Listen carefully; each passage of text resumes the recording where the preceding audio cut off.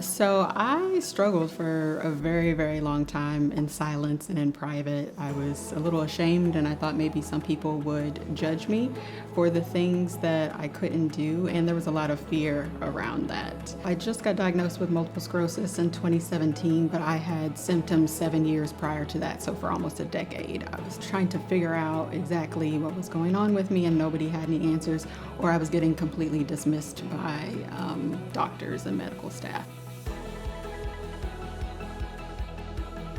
I fell into a deep depression at first. I saw it coming because I'm the third person in my family to be diagnosed with MS. Then I was just like, okay, I'm gonna have to do this quote unquote alone. That's what I thought at first. I was gonna have to go into the unknown and the unforeseen, where there weren't a lot of answers for me at first. So I did that by myself for a very long time until I found my people, until I found people that thought like me and who wanted better for themselves how I did. I shared with Wesley before that I felt like a lot of programs weren't for me.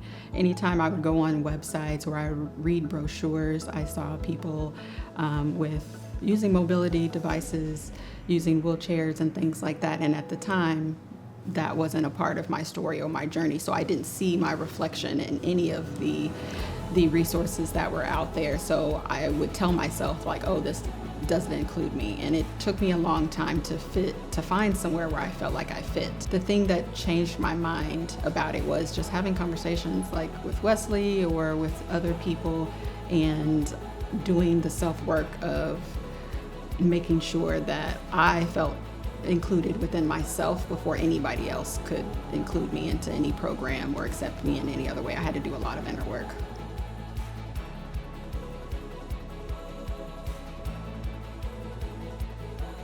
Every day I continue to find ways to relate to people better.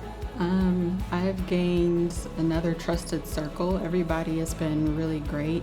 The physical aspect of the program got cut short for me because I was going through a health crisis mid-program, but meeting with everybody every week, it allowed me to step out of my shell a little bit, to tell more of my story, to get more comfortable with telling my story and being seen and heard in ways that a lot of times I would keep concealed. It's given me a little bit more courage to just speak my truth, and that's something that I work on all of the time.